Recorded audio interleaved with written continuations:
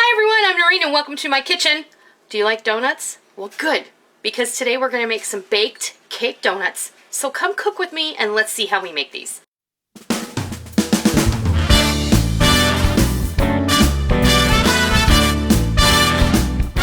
Alright, let's get started. We're going to go over the ingredients. The first thing you have to have if you're going to make baked donuts though, is you need a couple of donut pans. I'm not going to keep them in this baking sheet when I bake them. I'm just going to put them here to hold them. But I got these at Michael's and they're available just about everywhere. I'll put a link down below where you can go find some on Amazon. They're not very expensive, and if you get them at Michael's you can use a coupon. And I got mine with a 40% off coupon, and I made two separate purchases. So these pans ended up being about $6 a piece, and that's not terrible. And I bought them because I wanted to share with you how to make baked donuts, and they're so much fun, and they're so yummy, and they're a lot better for you than, you know, fried donuts. I mean, donuts are definitely something we don't have a lot of ever, but I thought this might be fun to do. So, I'll set these off to the side, and we'll go over the ingredients. This is really simple, very basic. Today we're just going to cover a basic cake donut, and we're going to shake them in some cinnamon sugar and then some in some powdered sugar, and we're going to be good to go. So what you need to make these is you're going to need 2 eggs, 1/4 of a cup of melted butter, 1/4 of a cup of vegetable oil, 1/2 cup each of granulated sugar and brown sugar. You're going to need 1.5 teaspoons of baking powder, 1/2 teaspoon of baking soda, and 1 teaspoon of salt. I have a tablespoon of vanilla extract. I have a cup of milk, and I have 2 3/4 cup of all-purpose flour. You're also going to need an entire teaspoon of ground nutmeg, which I forgot to put out, and I will go get that and be right back. Alright, I got my nutmeg, and now we're going to go ahead and start mixing everything up.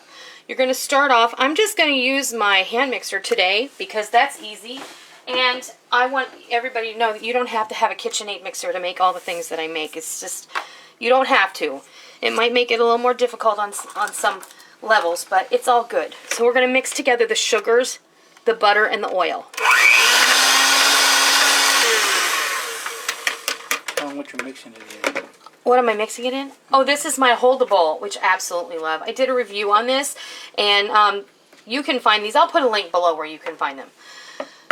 Okay, now we're going to add our eggs, one at a time, and beat them in. And then the next egg. Oopsie.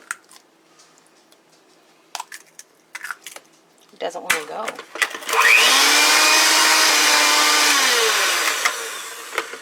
Okay, now we've got our sugar, our oil, our butter, and our eggs mixed on in there. I'm going to put my vanilla, my nutmeg, and I know that seems like a lot of nutmeg, but nutmeg is what makes plain donuts have that lemony, spicy flavor. And we're going to add our leavening and our salt. Give this a blend. Oh, it smells really good. Okay, and now what we're going to do is we're going to add our flour and our milk alternately. I'm going to add about 1/3 of the flour. And blend. And about 1/3 of the milk.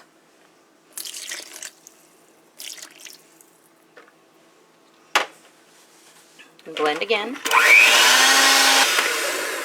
And then just keep adding alternately flour, and then end with milk. And why not all at once? It helps incorporate the ingredients better so that you don't get any clumps or lumps, and it also helps to distribute the leavening properly.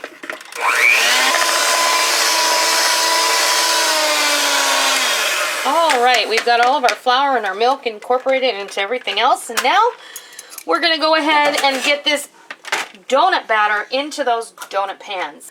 Okay, what I did was I took my donut batter and I put it in a 1-gallon Ziploc bag, and it's a little tricky, but it can be done. And this is going to make it a lot easier for you to get this batter into the donut pan. And I'm sorry if my hand is in the way, it can't be helped. You're going to fill these about 3/4 full. And just keep doing it. This recipe should make you 12 donuts. And I think that's the perfect amount to make for a Sunday morning, especially for my family. You know, I only have 4 in my family, so we'll have some for breakfast, and then there'll be some left, you know, for snacking throughout the day. And the dog. No, not the dogs.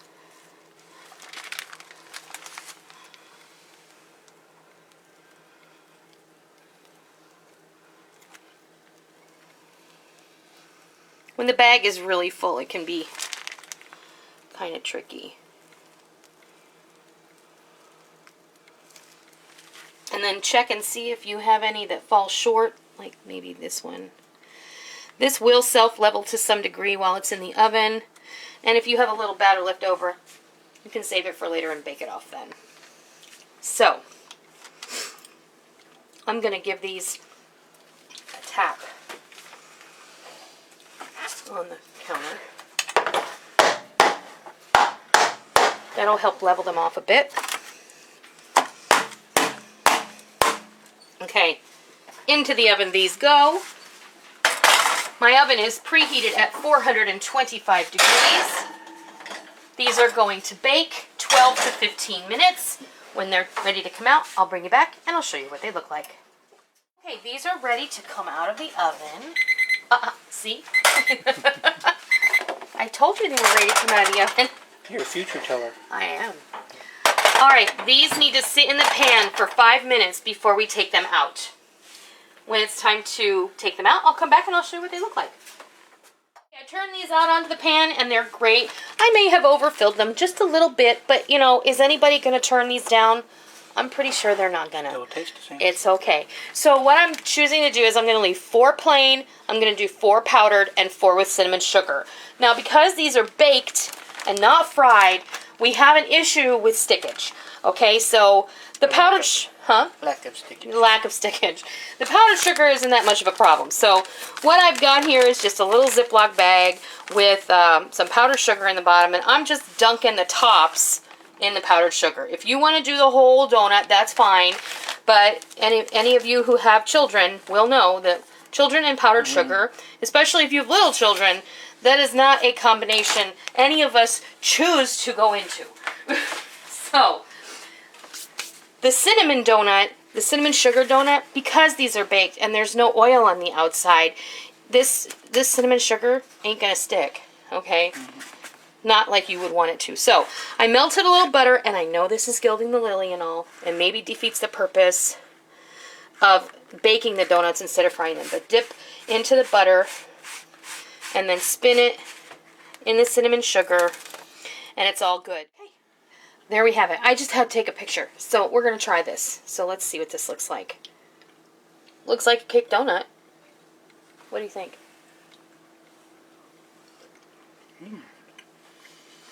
Tastes like a donut.